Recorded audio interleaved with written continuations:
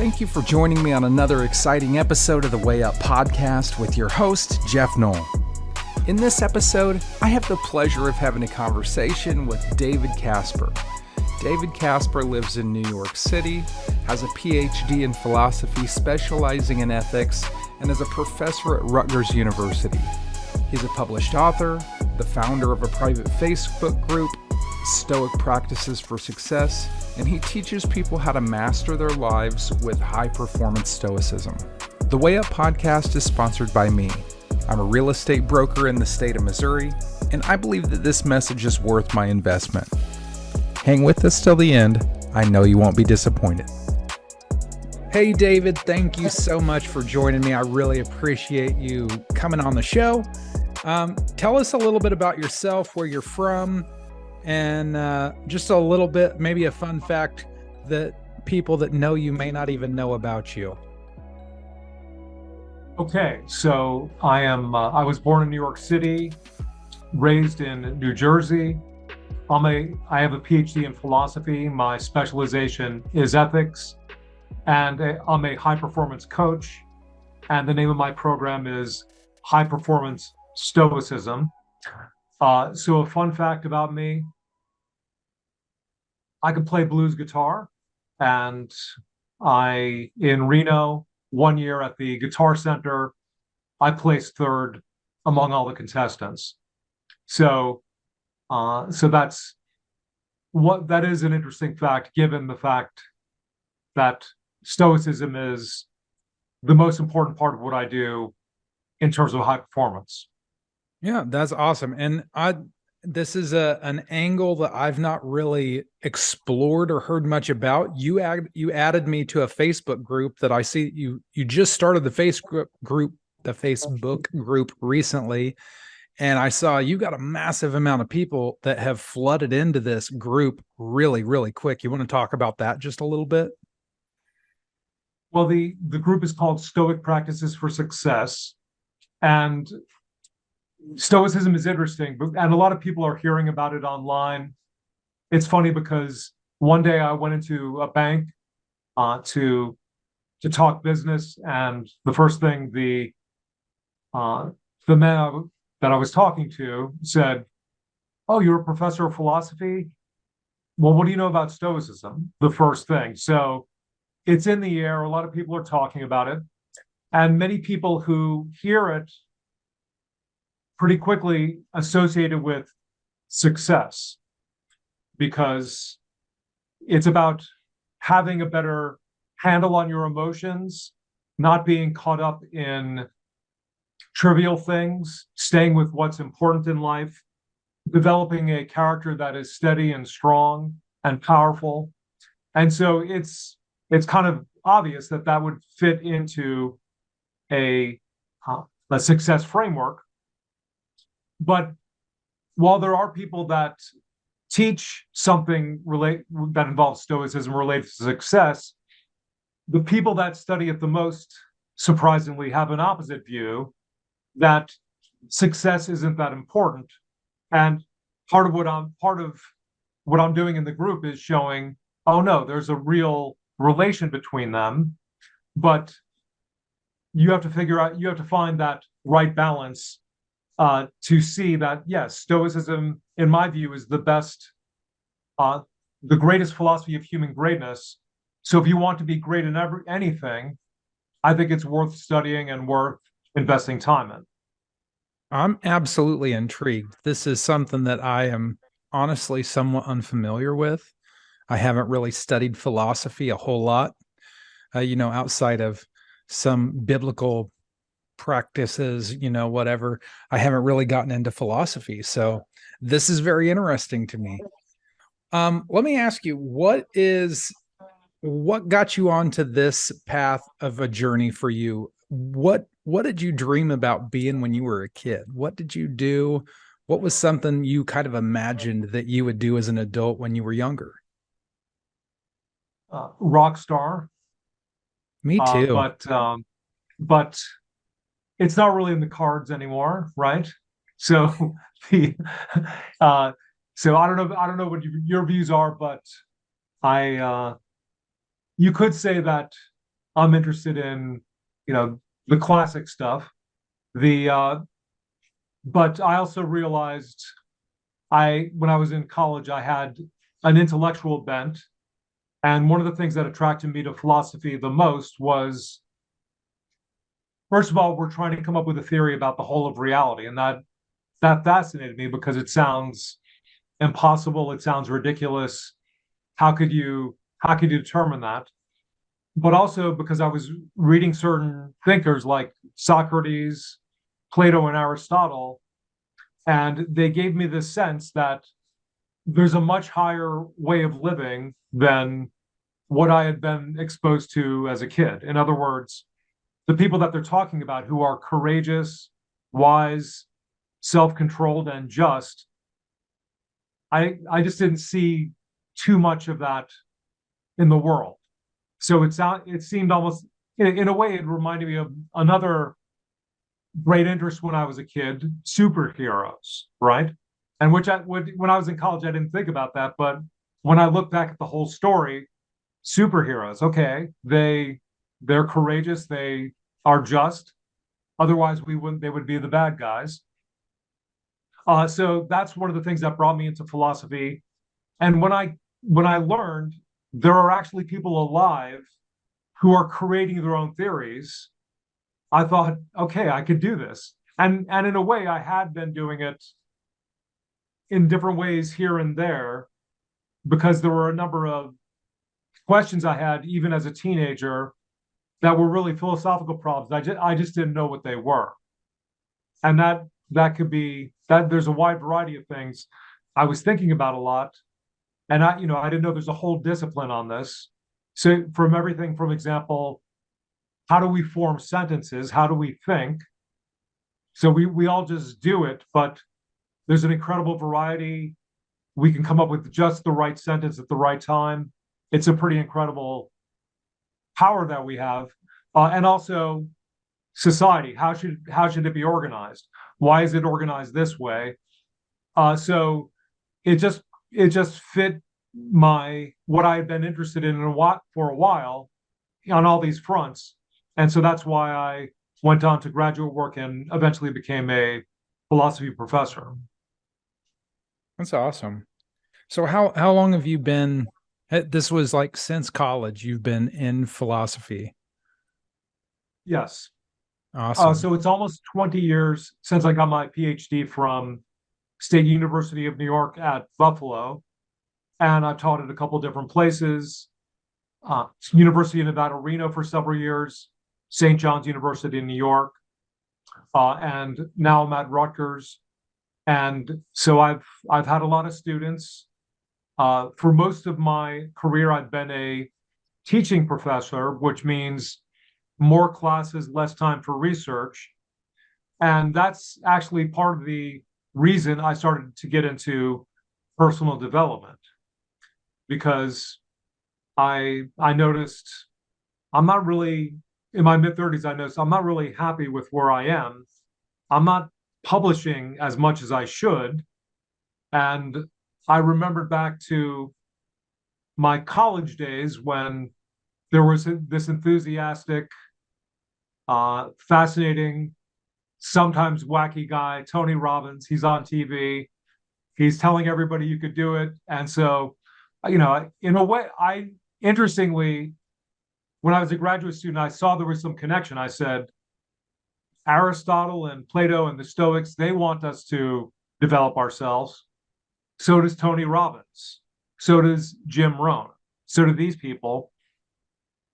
But I kind of brushed aside what they were doing and only later found out there's a lot of stuff that they do that is very helpful and that I've been practicing for about 15 years. And so that there's, in a way, two streams that go into the program I developed, and that's where they came from. Awesome. So let me ask you a question. Talking about a lot of these different motivational speakers or personal development coaches, you hear from them about, forming good routines, having a morning routine, having certain disciplines that you build into your day every day, and just consistently doing those things. Do you have a routine that you do? Maybe it's in the morning, maybe it's in the evening or afternoon, but do you have a daily discipline routine that you do every single day? I do. And I've experimented with the idea of, or with different morning routines. At some point, when you get into things like gratitude, journaling, affirmations, visualization, it can get to a point where you're spending an hour and a half on your morning routine.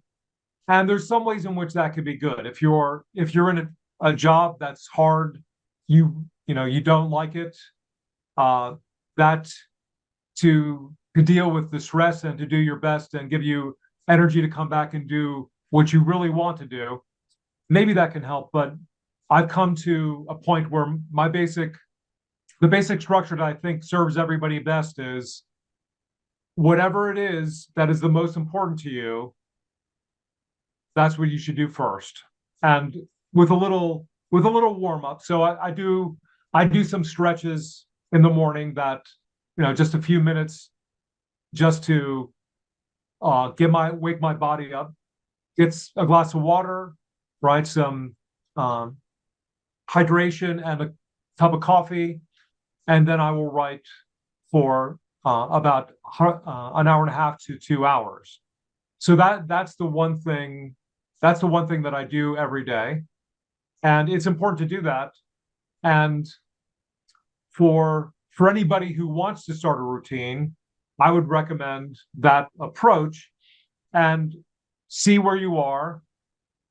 And so if you want to start a new business, if you want to write a novel, just take care of the first thing, the most important thing first. And a great bonus of that is the rest of the day, the thing that would be nagging you at the back of your head, that's over and done with, and you put a good effort into it. So that's the approach I take now. Just with a couple preliminaries, get right on the thing that is the most important thing. And so whatever kind of writing or business planning, that's what I would recommend. Yeah. So what type of, are you writing books? Are you a published author? You said you publish things. Is that like just for articles, or are you doing both? Well, I'm doing both. So I have a book called Intuitionism, and it's a moral theory, and it's a well-respected minority theory in ethics today, and it claims that the foundations of morality are self-evident truths that, in a way, are pretty obvious, such as keeping promises is right. That's a self-evident truth. Lying is wrong. Assaulting a person is wrong. Kidnapping someone is wrong. And we could go up the scale to worse and worse actions. So it's based on the idea that there are distinctive kinds of actions, and the kind of action you perform, that's the main thing. And so that theory accords with common sense, but my view is the theory is not correct because it accords with common sense. Common sense is based on the fact that you and I know, and everybody we know knows, if you make a promise, it's wrong to break it. So that's the fundamental, you could say that's the fundamental unit of analysis. That's the thing we're trying to figure out. And so the book I wrote, Intuitionism, you could say it's an introduction to contemporary intuitionism. And there have been a number of advances, and then that's part of the book. And I try to give I take the strengths of different intuitionists that are out there and try to present an entire intuitionist moral theory. And there's also a book I edited called Explorations in Ethics, with a number of authors, and there are some very prominent ethicists in there and some really strong younger ethicists. So it's a kind of wide-ranging book, but the approach is because in academic philosophy, speaking of routines, we get into what I would call ruts of thinking, and the book is an attempt to break out of that a bit and give people room, encourage people to explore topics and ways of approaching things that may not be the ordinary approach, the mainstream approach to ethics. So those are my two books. I have a bunch of articles, but I am working on books. One book related to high performance stoicism, so that anybody who reads it, they can learn something about stoicism and start improving their life. That's incredible. Where can people find your books? Are they on Amazon, or is there Audible version? That I don't know. I don't. There's no Audible version. But on Amazon you can get both of those books. The book Intuitionism, there's a paperback version, so that's more within most people's budget. And so the place to find Explorations in Ethics, that would be more at a university library that you would find that. Oh, okay. When you say more than people's budgets, what does this cost? Oh, I think it's Intuitionism might be about $30 right now. But for those of your viewers who believe that there's an objective right and wrong, I think it's the strongest theory out there. That and part of the theory is part of the theory is, which I wanted to use this as the original title. You know what's right. That's one of the strengths of the theory, that we already have a good idea of right and wrong. We don't need ethicists to pretend we don't know that stealing is wrong and then try to figure out how to show that stealing is wrong. We already know it, and the best explanation is it's self-evident. Meaning, if we think about the concepts involved, we'll see, yeah, there's something to stealing that makes it different than anything else, like borrowing or trading for it or buying it. There's something distinct, and it also seems pretty obviously wrong. But there are exceptions. Yeah. I mean, when we're kids, we're taught, would you want somebody to do that to you?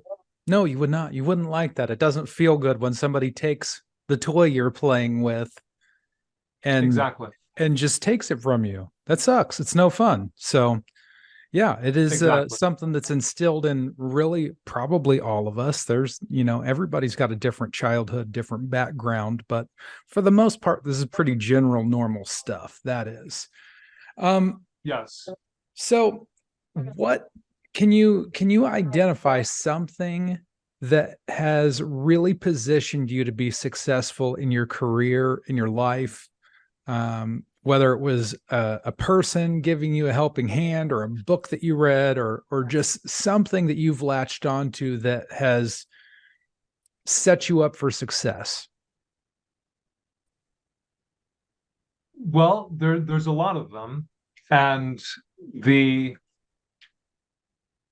I think one thing that has set me up for success was my parents.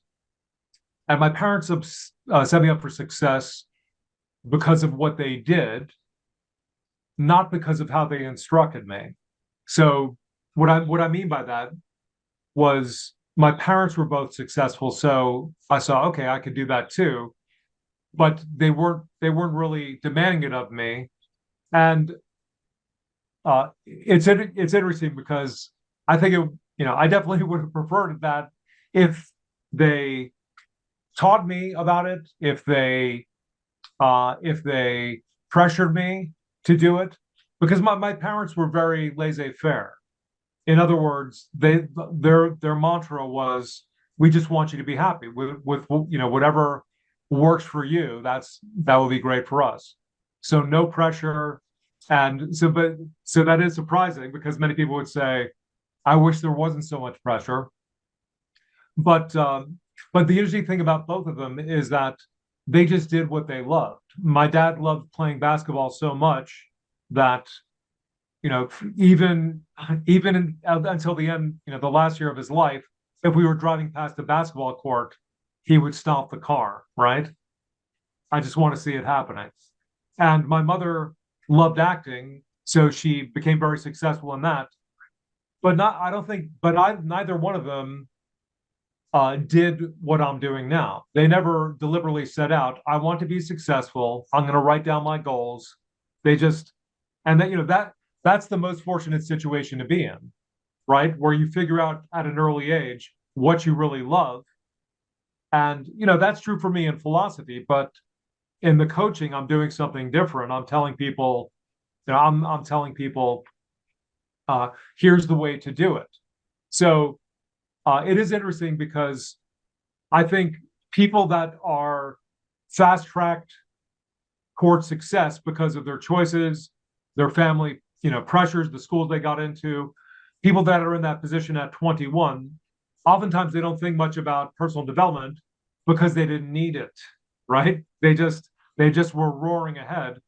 But most people, we have parents that just want us to be happy, and which is definitely a great thing. But then it takes us a long time, many of us a long time, to figure out, okay, what exactly do I want to do? But I think in a way, the other thing that has been the biggest factor in helping me to understand success, and also to be able to teach it, is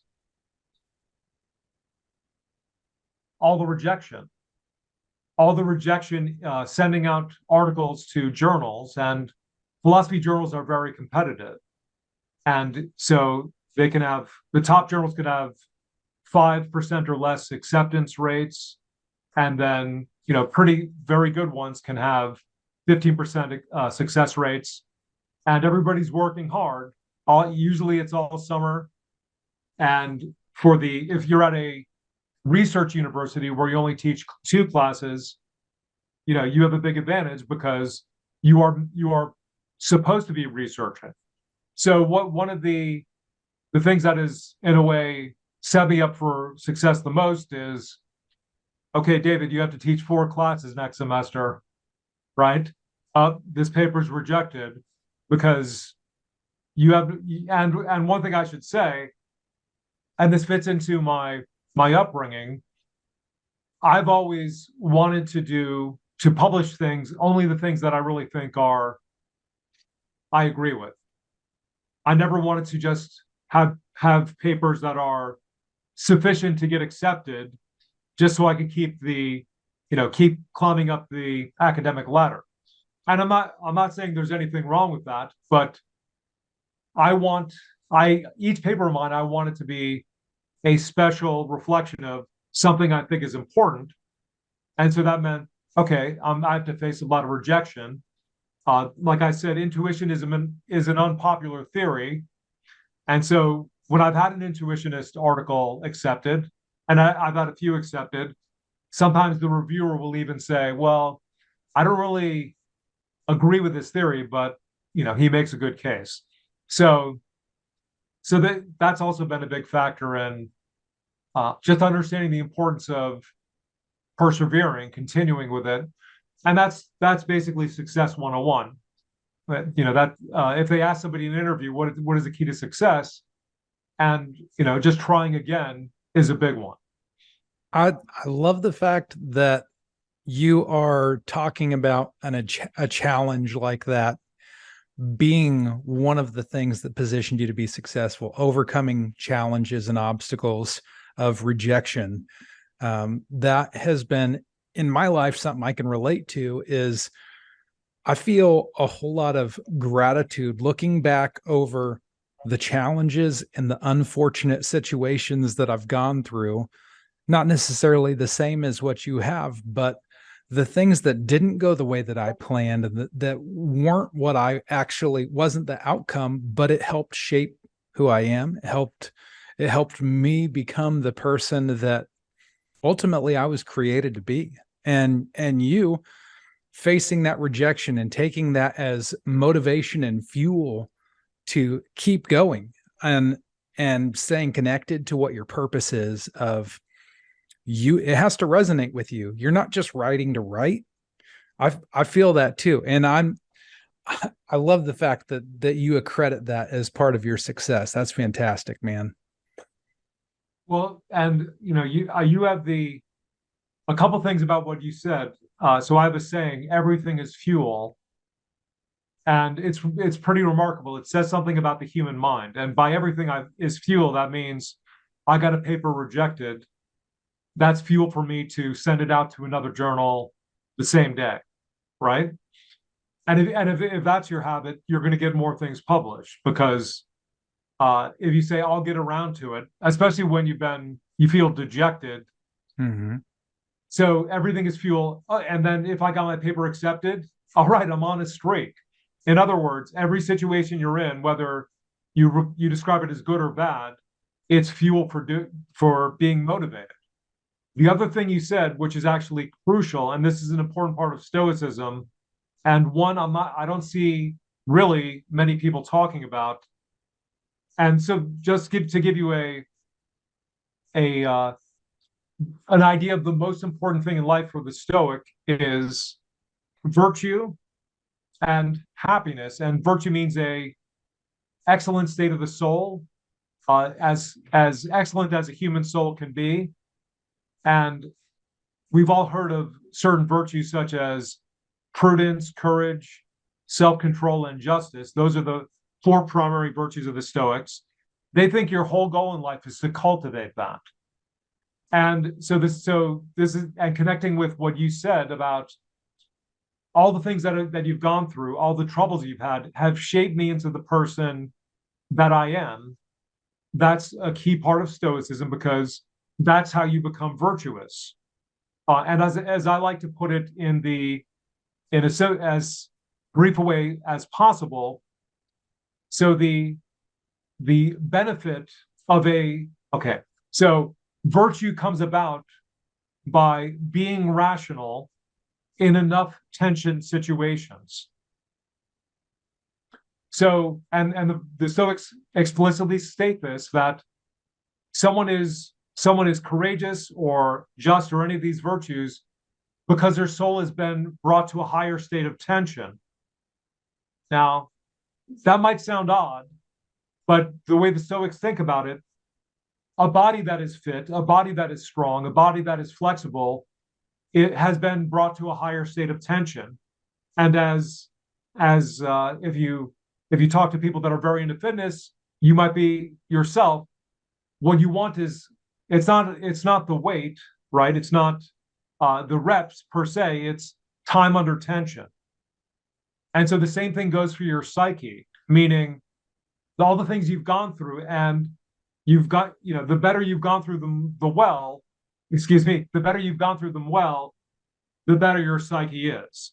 In other words, if something's really horrible and you can keep calm and do the right thing, do what's most important during the situation, that's making you stronger. It's the extent that we face tough situations and we step back, we cave, we don't endure. That's setting us up for a tougher life, actually. So rising to the occasion is actually shaping your psyche so you can be better and better. And it's so life is leading us through these steps to become better and better as a person. Yeah. I mean, going through a trial in your life, it sucks at the time that it's happening, but if you can recognize that this is something I can learn from, I don't have to make the same mistake that led me here again. There's always a nugget of something good in every situation that you can latch on to of, I have a failed marriage behind me, and I can identify things that, I should be looking for in a woman that I wanted to have. And I have a great marriage now, but it's because I went through and I had a list of standards that, this is important to me. This is important that I have somebody that shares these values with me, and that we connect, and I get along with her family, and, all of these things that are important. I don't have a whole lot of time left. I do want to hear from you. One, how can people connect with you? How can listeners find you? Can they join into your Facebook group that you've created? And then another, what would be a final thought that you would share with my listeners, just to keep us thinking and moving forward? Okay. So the way to get into the group that you're a part of, Stoic Practices for Success, it's a free group. It's on Facebook. And this is just one word, highperformancestoicism.com. That's the way to get in for an application for the group.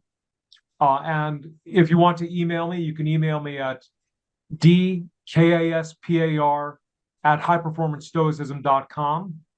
And I'm very excited because pretty soon I'm releasing a new program, which is the High Performance Stoic Society. So it's going to be a group that has a subscription price, and members of my group are going to get a discount on the first month for a first month trial.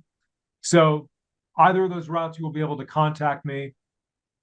Okay, so here's what I would like to leave you with, because one of the challenges is, how do I understand what Stoicism is about? Well, that's part of what high performance Stoicism is.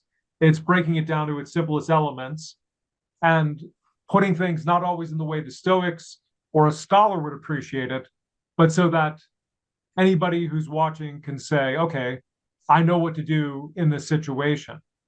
But let me just pick up on what you said last about the lessons in the trials you've gone through.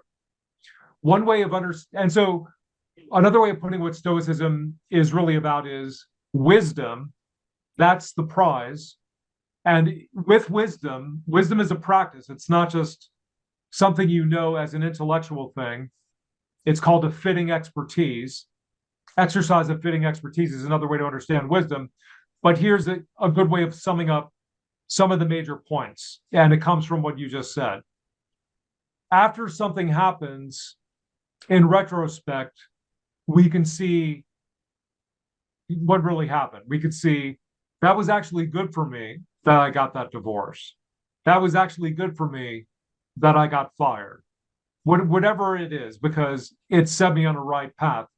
We can see that I was scared out of my skull to give a public talk at my company. But then after it, I said, what was I all afraid about? So there's a bunch of things in life where we know in retrospect, it's pretty obvious it wasn't a big deal. One way of understanding wisdom is putting all those insights that we get throughout life, looking back and saying, I thought that party was going to be bad, but it was just other people. And I was nervous about talking to them, but they weren't acting like hotshots. They were open to me. I'm a human, they're a human. Part of wisdom is taking all those insights and making them a permanent possession, so that the next situation you're in, you say, it really isn't a big deal if I give this talk and bomb. And then that's going to be part of what's going to set you free to give a great talk.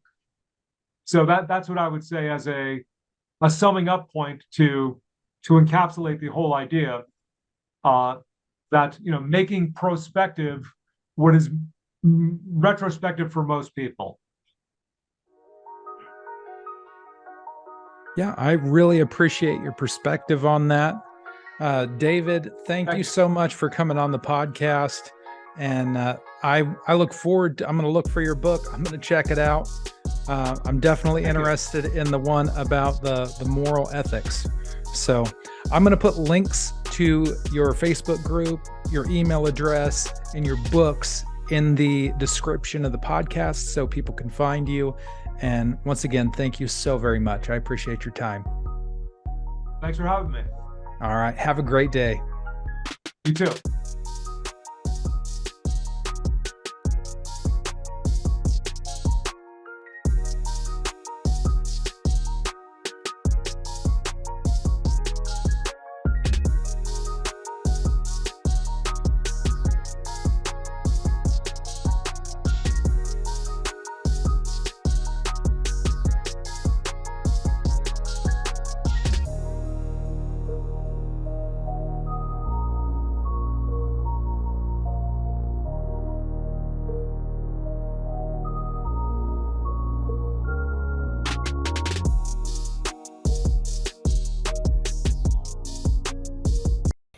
Yeah, boy.